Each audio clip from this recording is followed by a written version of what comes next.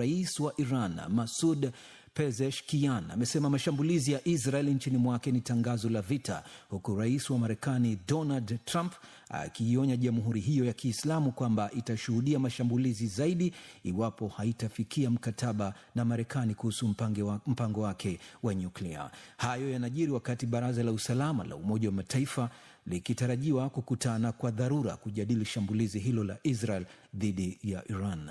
Amina Abubakar na taarifa zaidi. Rais Pezeshkian amesema Israel itajutia hatua yake ya kuishambulia Iran na kuyalenga maeneo muhimu vikiwemo vinu vyake vya nuklia. Akizungumza kwenye televisheni ya taifa, rais huyo wa Iran amesisitiza kuwa taifa hilo na maafisa wake hawatobakia kimya, watajibu vikali hatua ya Israel ambayo haikuwa ya busara. Bila shaka taifa la Iran na maafisa wake hawatalifumbia macho hili. Uhalifu huu ni lazima utajibiwa kihalali na kwa nguvu zote. Iran itamfanya adui wake kujutia hatua yake ya kipuuzi.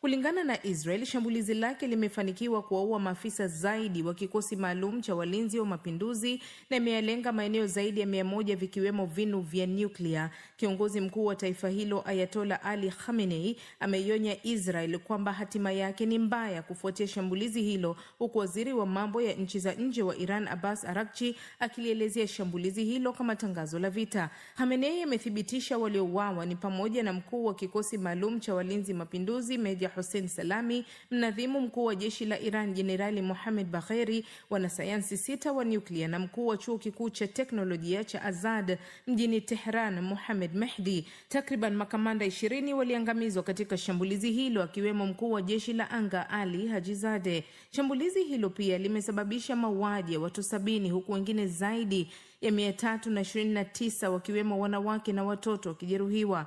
Waziri mkuu wa Israel Benjamin Netanyahu amedai kuwa dhamira ya hatua yake ni kuizuia Iran kuendeleza mpango wake wa nyuklia ambao amesema ni hatari kwa usalama wa Israel. Msemaji wa jeshi la Israel Jenerali Efi Defrin amesema ndege 200 za kivita zilishiriki katika operesheni hiyo. Haya yanajiri wakati rais wa Marekani Donald Trump akiishinikiza Iran kufikia mkataba wa nyuklia, akionya kuwa kutakuwa na vifo zaidi na uharibifu mkubwa iwapo hilo halitafanyika. Nchini Iran kwenyewe maandamano yanaendelea kulaani shambulizi hilo, huku raia wakishinikiza nchi hiyo kulipiza kisasi na wengine wakibakia majumbani mwao wakihofia hali kuwa mbaya zaidi. Baadhi ya wachambuzi wanaliona shambulizi la leo kama chanzo cha kufungua rasmi vita kamili kati ya mahasimu hawa wa muda mrefu, Israel na Iran. Huku hayo yakiarifiwa, Baraza la Usalama la Umoja wa Mataifa linatarajiwa kukutana kwa dharura kujadili shambulizi hilo, huku miito ikiendelea kutolewa kwa pande hizo mbili kujizuia na hatua zinazoweza kuchochea vita zaidi na kuliteketeza eneo zima la Mashariki ya Kati. Jordan, Pakistan, Umoja wa Falme za Kiarabu, Ujerumani na Uingereza ni miongoni mwa taifa yaliyotaka juhudi za kidiplomasia kuchukuliwa kupoza kitisho cha usalama katika eneo hilo. Ripoti yake Amina Abubakar. Msikilizaji, mzozo kati ya Israel na Iran umeyatikisa masoko ya fedha duniani, huku hofu ikiongezeka ya kuzuka mzozo mkubwa wa kikanda. Bei ya mafuta imepanda kwa kasi, wawekezaji wamekimbilia maeneo salama ya uwekezaji, huku uchumi wa dunia ukihofiwa kuwa utadorora. Ripoti kamili yanayo Thelma Mwazaya. Mashambulizi ya leo alfajiri yaliyofanywa na Israel katika vituo vya Iran vya nyuklia na makombora yamesababisha mtikisiko wa haraka katika masoko ya kimataifa. Bei ya mafuta ghafi ilipanda kwa hadi 13%, huku wawekezaji wakihamisha mitaji yao kutoka kwenye hisa na kuipeleka kwenye mali salama kama dhahabu na dhamana za serikali. Bei ya mafuta aina ya Brent ilifikia $75 senti 15 kwa pipa, kiwango cha juu zaidi katika kipindi cha miezi mitano. Hali hiyo inachochewa na hofu kwamba mashambulizi haya hayataishia hapa, huku waziri mkuu wa Israel Benjamin Netanyahu akiahidi kuendeleza operesheni hiyo mpaka tishio hilo litakapoondolewa kabisa. Kwa upande wake, kiongozi mkuu wa Iran Ayatollah Ali Khamenei amesisitiza kuwa Israel itarajia adhabu kali baada ya mashambulizi yake. Katika masoko, hisa za mabara ya Asia na Ulaya zilishuka mapema leo Ijumaa, huku masoko ya Marekani yakitarajiwa kufungua kwa hasara kubwa. Hisa za sekta ya nishati na kampuni kubwa za ulinzi kama Lockheed Martin, Rheinmetall na BAE zilipanda kwa wastani kwa 2 hadi 3. Sekta za usafiri na burudani zimeathirika vibaya, huku mashirika kadhaa ya ndege yakifuta safari zao kuelekea Mashariki ya Kati. Kufungwa kwa anga za Israel, Iran, Iraq na Jordan kumeongeza gharama za usafiri wa anga duniani. Hali hii pia imeathiri sarafu ya Israel. Ijumaa, shekeli ya Israel ilishuka kwa karibu 2% dhidi ya dola baada ya serikali kutangaza hali ya dharura. Katika miji mbalimbali, wananchi walimiminika madukani, hali iliyosababisha uhaba wa baadhi ya bidhaa, huku baadhi ya maduka yakiripoti ongezeko la wateja kwa 300%. The escalation of tensions in the Middle East. Kuongezeka kwa mvutano Mashariki ya Kati kumezidisha sintofahamu katika masoko ya fedha, huku wawekezaji wakiwa tayari na wasiwasi kuhusu sera za kibiashara za Trump.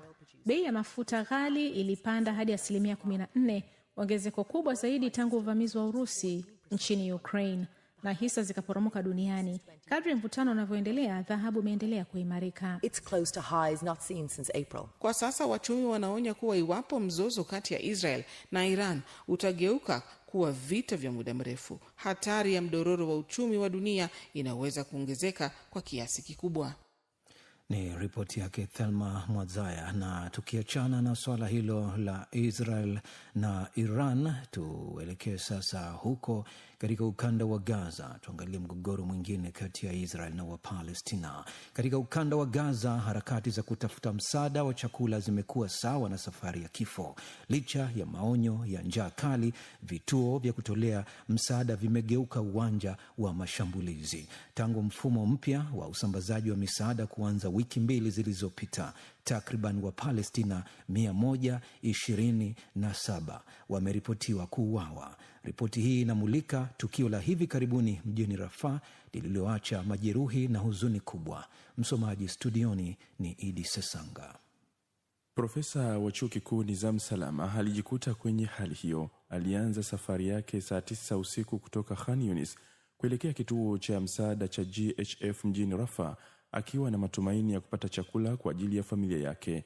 Lakini aliingia katikati ya risasi, msongamano wa watu na maiti zilizojaa njiani. Tulipofika kwenye kituo cha msaada, niliangalia na sikupata msaada. Nilikuta maelfu ya watu. Pumzi yangu sikuweza kupumua. Kufuatia tukio hilo la Juni 3, hospitali ya shirika la Msalaba Mwekundu ilipokea wagonjwa 184, wengi wao wakiwa na majeraha ya risasi. Vifo 27 vilithibitishwa rasmi. Israeli inasema wanajeshi wake walifyatua risasi kujibu vitisho kutoka kwa umati. Hata hivyo, mashirika ya misaada yanasema hali imefikia kiwango cha vurugu dhidi ya watu waliokata tamaa. GHF, taasisi mpya inayosambaza msaada kwa usaidizi wa wakandarasi binafsi wa kijeshi, imekuwa ikikosolewa kwa kuratibu ugawaji wa misaada kwa njia isiyo salama, huku baadhi ya mashirika ya Umoja wa Mataifa yakitaka mfumo wa awali wa usambazaji urejeshwe. Juliette Tuma ni afisa mawasiliano wa shirika la Umoja wa Mataifa linaloshughulikia wakimbizi wa Kipalestina, UNRWA. All we're saying is there is a model. Tunachosema ni kwamba kuna mfumo huo ulifanya kazi. Tulitoa chakula moja kwa moja kwa watu, hakukuwa na ubadilishanaji wa msaada. Turudi kwenye mfumo huo. Let's go back to that model. Kwa upande wa familia za Gaza, hakuna chaguo zaidi ya kuhatarisha maisha ili kupata chakula. Muhammad Abu Jazar, baba wa watoto 4, ni miongoni mwa waliothubutu tena wiki hii. Ikiwa hili ndio chaguo pekee, tunabeba roho zetu viganjani ili kuwalisha watoto wetu. Huyu hapa ni mtoto wangu wa mwisho. Kosa lake ni lipi katika vita hivi? Kosa lake ni lipi? Ni nani atakayemlisha? Ni nani atakayemhudumia kwa matibabu, chakula, mavazi na kinywaji? Usalama, haki ya msingi, usalama. Min aman, absat alhuquq aman. GHF imeahidi kuboresha usalama, huku ikiendelea kushirikiana na jeshi la Israeli kufungua vituo zaidi. Lakini kwa familia kama ya Salama, kinachobaki ni hofu, huzuni na njaa inayoendelea kushika kasi. Umoja wa Mataifa unasema Gaza inakabiliwa na tishio kubwa la baa la njaa, na misaada inayoingia bado ni tone baharini. Katika mazingira haya hatari, Wapalestina wengi wanaendelea kuweka maisha rehani kwa ajili ya kipande cha mkate.